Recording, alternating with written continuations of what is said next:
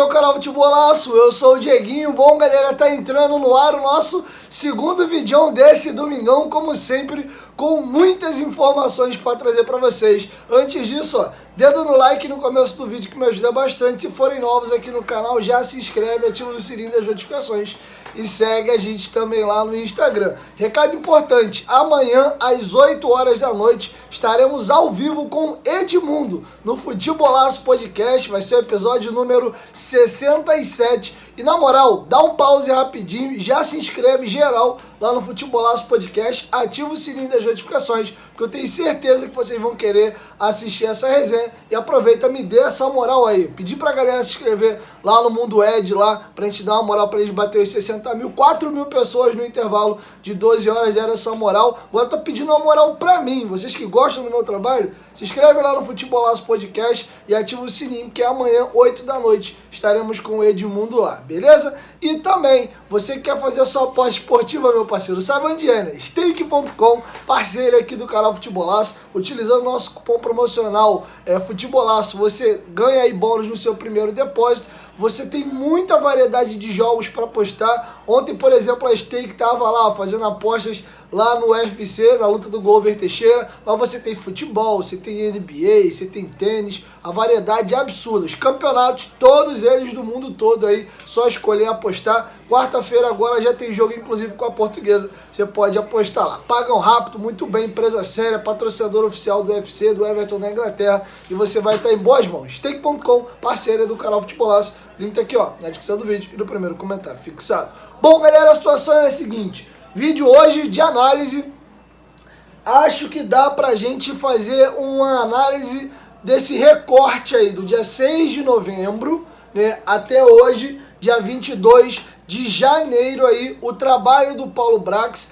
a montagem desse elenco do Vasco da Gama, tá? Então vou fazer aqui um pouco de forma cronológica, porque na minha visão a temporada começa amanhã, né? Encerrado esses amistosos aí nos Estados Unidos, considero que a pré-temporada do Vasco está finalizada e agora nós vamos iniciar aí o ano. Lembrando que o Paulo Brax conta na cabeça dele que a pré-temporada do Vasco finaliza no mês de janeiro. Então, depois do final da semana que vai entrar agora, só na quarta-feira da outra semana, que é 1º de fevereiro, que ele considera que a pré-temporada acabou. Então essa semana o Vasco poderia até utilizar sobre a barganha do que disse lá no começo, deixou claro o Paulo Brax, de repente pôr aí um time alternativo, porque trata-se ainda da pré-temporada, tá bom? Mas dito isso, vamos lá. Primeiro, houve aquela expectativa absurda pela contratação dos reforços, depois um gap longo de não ser anunciado nada, ano de Copa do Mundo, a gente acaba a Série B antes da Série A, porque o normal é esse, todo mundo naquele desespero de contratar, tem uma Copa do Mundo no meio e o mercado ficou parado. E a gente chamando o Paulo... A gente não, né? A galera chamando o Paulo Brax lento, tartaruga, tá ruim, tá devagar, mas foi assim pra geral. Depois, quando a Copa do Mundo caminha para acabar, aí acelerou. Foi todo mundo anunciando seus reforços. Antes desse período, um ou outro time contratando, tá? Vamos agora, então, começar pela análise dos reforços. Sobre os reforços, todas as contratações, tirando o Patrick de Luca, que ainda nem estreou, e o Robson, eu aprovo.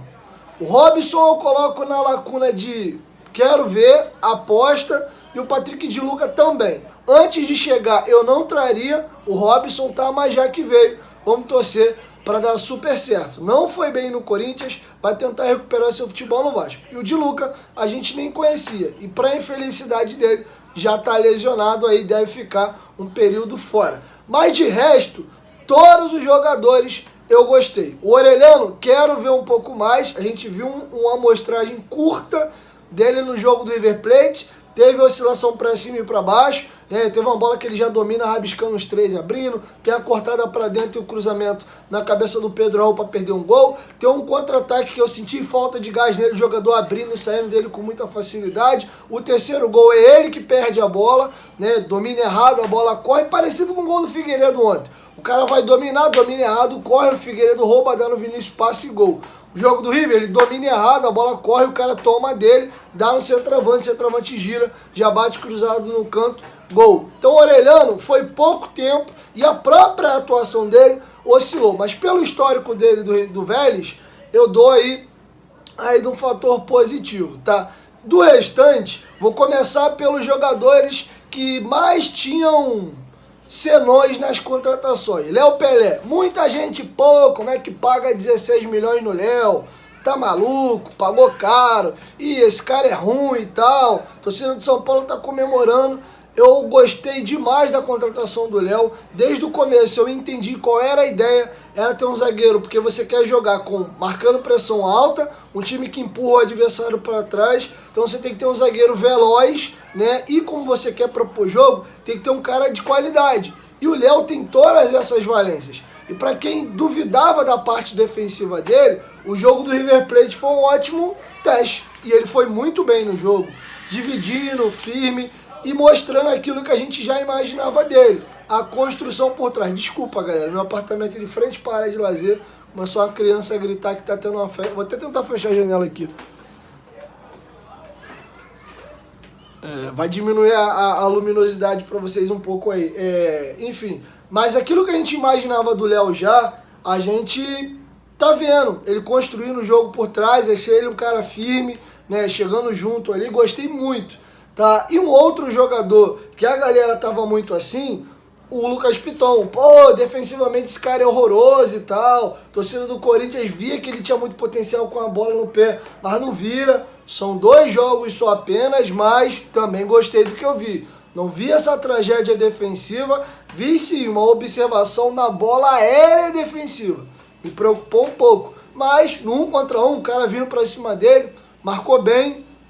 Com a bola no pé, muita qualidade, tanto nas viradas de jogo, ele dribla e sai muito por dentro, e aí tem o Léo do lado dele que é um zagueiro de qualidade, então eles tocam bem a bola ali. Contra o Inter de Miami, você viu um lado esquerdo muito forte do Vasco, com o Léo Piton jogando e dando a bola no Jair, o Jair girava e aí clareava.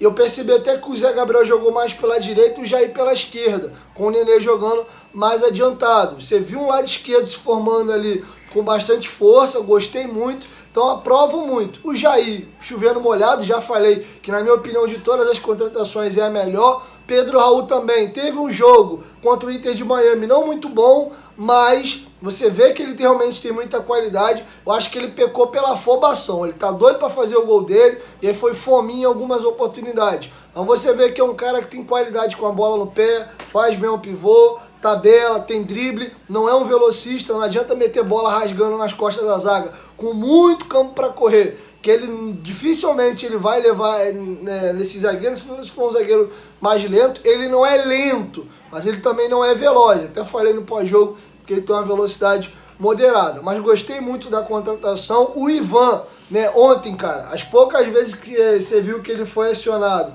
ele foi muito bem na partida. Cara frio, mais de 1,90 m de altura, goleiro grandão, seguro. O Vasco está trazendo o Léo Jardim, então acho que a questão do gol do Vasco é solucionada, não precisamos mais pensar em goleiro. E a lateral, também dizia-se que o Pumita tinha alguns probleminhas defensivos. Ontem praticamente ele só atuou defensivamente, teve alguns escapes, mas foi mais acionado na parte defensiva do que ofensiva. E foi maravilhosamente bem. Já tinha ido muito bem contra o River Plate e ontem até melhor. No jogo do River ele apareceu um pouco mais ofensivamente, mas nós vimos as duas versões. E é um cara que tem uma...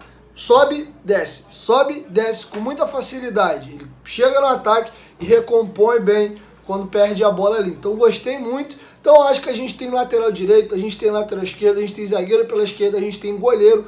Dessa linha de 5, os 2 zagueiros, 2 laterais e o goleiro, a gente tem 4 peças já. Goleiro, os 2 laterais e um zagueiro. A gente precisa urgentemente de um zagueiro de perna direita. Muito. O Robson pode ser uma boa opção de banco, né? Não sendo aquele cara que vai entrar todo jogo ali. É mais maduro, vejo ele melhor do que o Miranda e o Ulisses que estão por aquele lado. Primeiro volante, já falei que o Vasco precisa contratar. Quero ver como o Barbieri vai encaixar o Marlon Gomes no time. Acho que o Marlon Gomes tem que ser titular. Esse camisa 10 que tanto a gente fala, pode ser o Marlon Gomes, tá? Ele sabe jogar assim. E uma coisa que eu tava pensando, imagina um meio de campo com a seguinte formação aqui.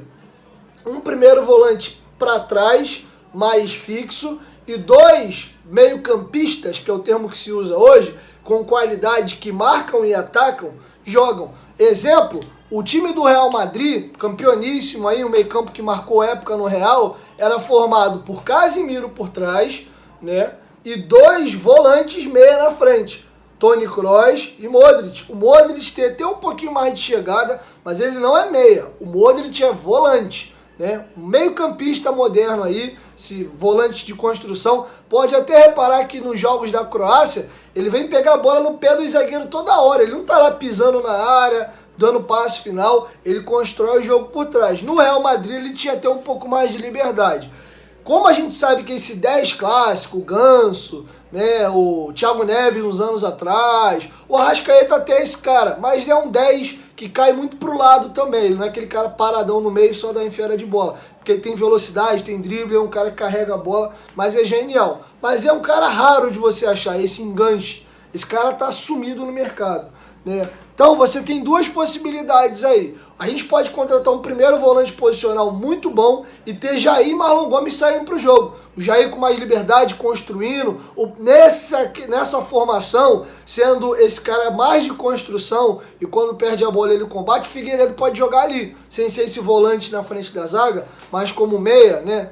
Pode até falar que é um primeiro volante fixo e 2 meias, um pela esquerda e um pela direita. Quando perde a bola eles fecham e fazem mais ou menos uma linha de 3. Dá pra jogar assim também, tá? Exemplo, vem o Souza do Besiktas. Tô dando um exemplo, tá? Eu sei que tem gente que gosta, gente que não gosta. Tem um Souza de primeiro homem com o Marlon Gomes e Jair saindo pro jogo, você tem muita qualidade. E não necessariamente você precisa daquele 10 clássico. Mas se puder trazer, maravilha, que é o Vasco tá tentando. Tentou o Papo Gomes, tentou o Isco. Show, mas eu acho que o Marlon Gomes tem que entrar nesse time. E eu acho que ele e o Jair hoje ocupam mais ou menos a mesma posição. Então eu queria colocar os 2. O Jair pode ser esse primeiro homem também, mas ainda assim você não teria um reserva imediato, de qualidade. E o Jair constrói muito, cara. É legal ter o Jair um pouco mais perto do gol, né? Tudo bem que ele pega a bola perto dos zagueiros ali, tem uma saída limpa, mas você vai ter que trazer então um volante ainda melhor do que ele, para pegar a bola já numa zona mais intermediária do jogo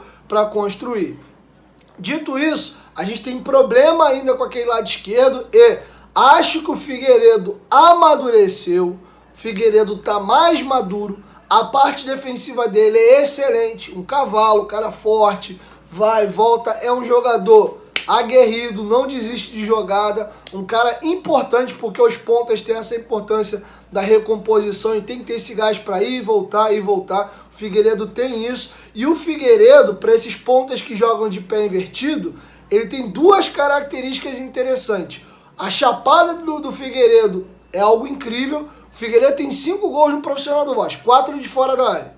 Tá? E o primeiro gol de dentro da área nesse jogo agora. Uma jogada que ele começa arrastando de fora e termina dentro da área. Então eu vejo o Figueiredo, esse cara que consegue trazer para o meio e finalizar bem. Tá? Ele não é aquele cara construtor de trazer por dentro, tabelar, né? Um meia que sai da ponta para o meio, não. Ele é esse cara agudo de trazer e dar no gol. E ele tem um excelente cruzamento. E não necessariamente você precisa cruzar com a perna boa, né? Só ir no fundo e cruzar para trás. Como, por exemplo, ele jogando de lateral, que ele mete aquela bola para Alex Teixeira chapar e fazer o gol. Ontem, ele quase dá uma assistência assim. Ele finge que vai para o fundo, traz para dentro. E aí ele cruza para dentro da área. A bola vem correr na área, passa raspando no segundo pau. Alguns jogadores do Vasco entram e levam perigo, quase até que o cruzamento dele acaba dando em gol até de forma direta. Então acho que o Figueiredo é um cara melhor a gente ter ele mais perto do gol, porque para meia tem que ser esse cara do passe final, da enfiada ali, e eu acho que ele fica às vezes um pouco perdido. Então acho que o Vasco tem no Figueiredo, com o que a gente tem de elenco hoje, o nosso titular pela esquerda, mas eu acho pouco. Seria importante o Vasco trazer um jogador até melhor que o Figueiredo, para ser dono da posição por ali e ter banco, porque não adianta você formar um 11 e aí, exemplo, a gente traz, vamos supor que o Figueiredo seja esse cara, sai ele entre o Guinaldo, hoje cai o nível, sai ele entre o Eric Marcos, sai ele entre o Vinícius, pela direita, sai o Orelhano entre o Peck, o Egnaldo, essa molecada toda pode estar no grupo e acho que tem que estar, mas a gente precisa melhorar a questão do nosso banco. Então o Vasco até aqui, fazendo uma análise do todo, eu gostaria que a velocidade tivesse maior, que para agora, já para o dia 23 de janeiro, considerando que, falando a partir de segunda-feira, que é quando eu estou brincando que começa o ano do Vasco aqui, a gente já tivesse pelo menos no mínimo 11 montado e já começando a contratar os do banco, né? Então acho que eu queria uma velocidade maior, mas eu também prefiro que demore um pouquinho mais, mas acerte, e eu acho que todos os reforços dos que estão jogando, acho que foram um acerto, os 7, discuto o Robson e o Di Luca. Ainda assim, vieram para grupo. A gente está falando de banco, o Robson é um cara interessante para estar no banco. O Di Luca não vim jogar ainda, não tem nem opinião formada, tá? Então ainda assim não dá nem para caracterizar como erro de contratação. Então eu acho que o trabalho do Paulo Brax até aqui foi bom. As dúvidas que a gente tinha nos reforços estão entregando. Aqueles que a gente já tinha certeza também confirmaram. E os que a gente já tinha dúvida também permanece. E o que já estava claro ficou mais evidente contra o jogo do River. O Vasco tem quase um 11, não tem um 11 ainda, e o elenco é fraco. Então tá claro, foi importante aquela derrota para o River Plate pelo placar para evidenciar um pouco certas coisas, e o Vasco tá num caminho. Passado isso, tem um outro processo que é entrosamento coletivo e gerar time. Não achem vocês que futebol é botão. Liga, desliga, tá? Vai se levar um tempo até achar o melhor posicionamento de um jogador ou outro. Esses jogadores gerarem sintonia entre eles. É começo de temporada. O próprio Barbieri já falou que hoje o Vasco não tem um elenco homogêneo, é um elenco heterogêneo. Tem uma galera que tá treinando desde da segunda semana de novembro. Tá voando. O Zé Gabriel, por exemplo, fisicamente, me impressionou. Peck, Figueiredo, estão muito bem. Eu já vi o Jair um pouco abaixo. O Orelhano a mesma coisa. O Alex Teixeira nem se fala, entrou na segunda etapa. Acho que o Alex Teixeira, né, principalmente que não está sendo assodado, ele pode ser esse jogador de banco, quem sabe de repente virar até esse meio armador do Vasco. A gente ganha uma opção de banco, ou até podendo ser titular, dependendo do desempenho dele. Ele vai ter um tempinho aí, porque hoje ele não é considerado titular, para ele ir trabalhando e desenvolvendo essa parte física dele, entrando num time de mais qualidade, que ele pode agregar, mas não ser ele o cara para decidir. E a Série A é menos física, é um jogo mais técnico, então acho que encaixa melhor com o jogo dele. E o próprio trabalho do Barbieri, tenham calma, tá? Porque torcedor no Brasil é um negócio bizarro, né? Ganhou, bom, perdeu, uma merda. Gostei até de ler os comentários do vídeo. Acho que a galera entendeu a minha análise e eu acho que a galera tá começando a acordar e ser menos resultadista e olhar o jogo. Vi muita gente com a opinião igual a minha. Apesar da vitória de 3-0 contra o Inter de Miami, gostamos mais do jogo do River Plate. É muito legal ouvir isso da boca de um torcedor. É sinal de que tem uma galera que está evoluindo, está ficando mais madura e está aprendendo a ler o jogo. Vão ter jogos que a gente vai jogar muito bem e não vai ganhar. Vai ter jogos que a gente vai jogar mal pra cacete e vamos conseguir os pontos. E esses jogos não podem mascarar, às vezes, um problema que vai estourar mais à frente. Porque você joga mal hoje, ganha, joga mal amanhã, depois ganha, mas se você continuar jogando mal, a tendência daqui a pouco é você começar a tomar um caminhão de cacete. Quando você joga bem, perde aqui, empata ali, você está mais próximo de acertar de vez o processo. E aí quando vir ir embora de vez, do que às vezes ficar se enganando, com goleadas no estadual, uma goleada contra o Inter de Miami, que é um time mais frágil. Então, tem esses senões. Então fico feliz de ver a maturidade de algumas pessoas. E é isso. Então é uma análise que eu faço até aqui. Gostei muito da atuação do Paulo Brax no mercado. Os nomes que ele trouxe foram bons, né? No balanço geral foi legal. Eu gostaria de já ter mais nomes. Do Vasco tá com já mais peças contratadas. Pro Barbieri já tá no momento voltando dos Estados Unidos agora. Já pensando em entrosamento de time, né, de jogador brigando por posição. A gente não chegou nem nesse estágio ainda. A gente está contratando ainda pelo menos de 3 a 4 peças para serem titulares e aí começando a formar um banco para depois formar um entrosamento de time, tá? E vai ser importante nós, torcedores, termos a capacidade de entender esse momento. é um momento de construção, temos que ter paciência e ajudar no processo, apoiando, incentivando, entendendo que alguns tropeços vão acontecer nesse meio de caminho e quem sabe lá para o início do Brasileiro, passado já o estadual, se Deus quiser o Vasco evoluindo de fase na Copa do Brasil, quando chegar abril, esse elenco está mais formado, os jogadores estão mais entrosados, a parte física já subiu, e aí sim, a gente começa a ter um time interessante. Lembrando que o sarrafo no Brasil subiu. Você olha os 20 times da primeira divisão, é difícil até você cravar e falar assim, ó, esses 4 aqui vão cair. Se eu falar pra você assim, ó, escolhe 6 aí, pra dizer, ó, dentre esses 6 aqui, 4 com certeza caem. Vai ser difícil. Acho até que esse ano, de novo, um clube grande do Brasil vai cair, tá? Porque o nível subiu. Você vê ali um Fortaleza que tá legal, um América Mineiro também, 2 anos aí, um foi pra Libertadores, o outro bateu na porta. Você vê, por exemplo, o Atlético do Paraná, que já é um clube grande no Brasil. A galera que veio da segunda divisão, todo mundo bem. Vasco, Cruzeiro, Bahia, Grêmio aí com o Luizito Soares. Então normalmente sobram 4 times e eles já caem no ano seguinte. Ou, né, já metade, mais da metade volta e fica um remanescente ali pedindo pelo amor de Deus ali para ficar. Esse ano não.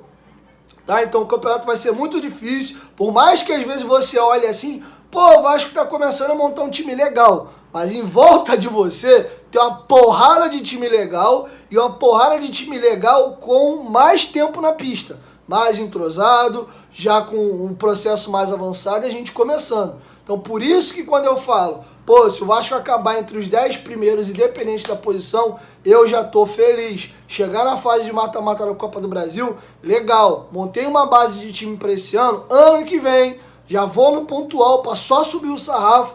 Aí eu falo, ó, quero brigar já no mínimo por Libertadores. Entroso mais o time, quem sabe no outro ano mais um ajuste. Eu quero entrar em 25, ó, quero ser campeão brasileiro. Já tenho time, elenco e maturidade de grupo para isso.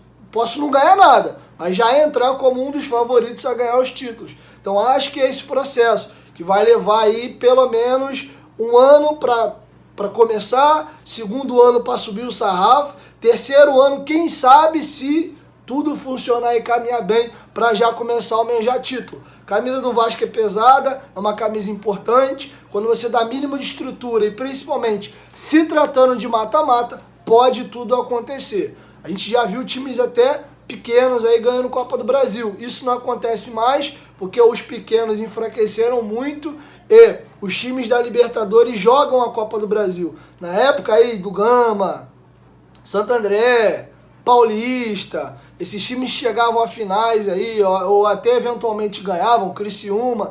Era uma época que a Copa do Brasil jogavam, né, os times que não iam para a Libertadores para baixo. Né, e não se levava tanto a sério ainda a competição por um período, até porque o foco mesmo ali era Libertadores. Foi muito legal a CBF subir o sarrafo de grana na Copa do Brasil, porque fez a competição ficar importante. Além de ser um título nacional, ela dá muito dinheiro, mais até do que o Campeonato Brasileiro. Inclusive, se você olhar mundo afora, os times europeus colocam time alternativo na Copa. Você normalmente tem 2 goleiros, um goleiro a Champions League e o Campeonato Nacional. Quem agarra as Copas, na Inglaterra, por exemplo, são 2 Copas, a FA Cup e a outra Copa agora que me fugiu o nome, eles jogam com o time B, muitas das vezes, e várias vezes são eliminados na oitavas, terceira fase, para time de terceira, segunda divisão, porque eles levam nas coxas mesmo as Copas. Aqui no Brasil não. As Copas foram crescendo, ganhando uma importância muito grande,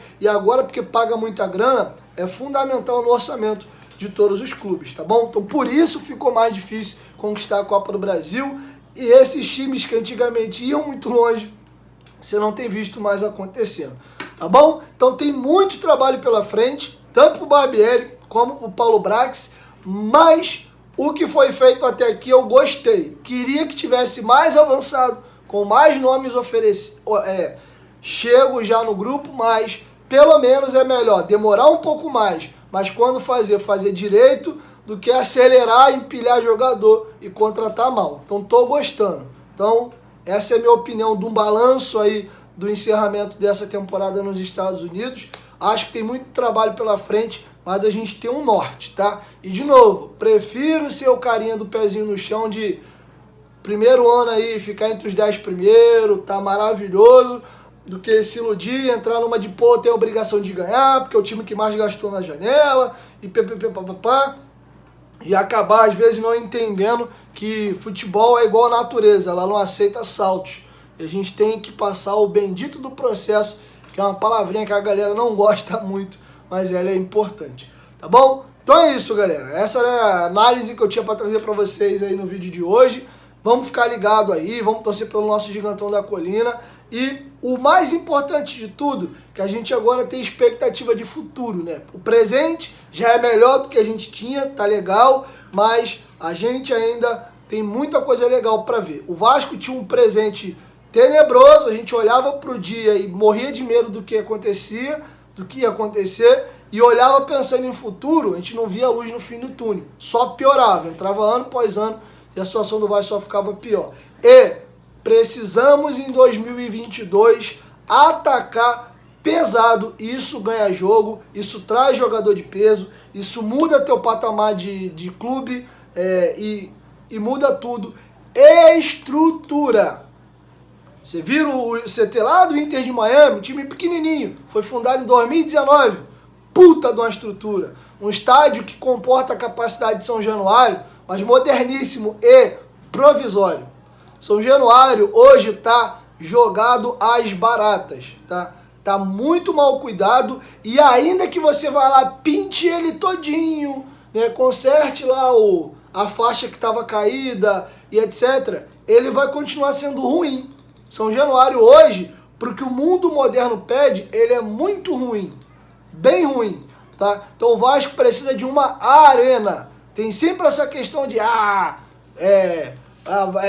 eu gosto de ser raiz e tal. Dá para se ter o conforto e sem perder a pegada de ser raiz. Tem muitos estádios, inclusive, que atrás dos gols não tem cadeiras. Você deixa a arquibancada ali para a galera ver o jogo em pé, mas você dá conforto no restante. O entorno de São Januário, eu sei que muita gente gosta da bagunça, do samba-barreira e tal, o ambiente ali é legal, mas eu, por exemplo, que desenvolvi um problema de agorafobia e desenvolvi em São Januário, eu tive um trauma psicológico no Vasco e Vila Nova na estreia da Série B, que vai fazer 1 ano e maio e eu não consegui me curar disso ainda, foi por um problema que São Januário hoje ocasiona. Muito cheio em volta, confusão na hora de entrar, gás de pimenta, o uva me invadir.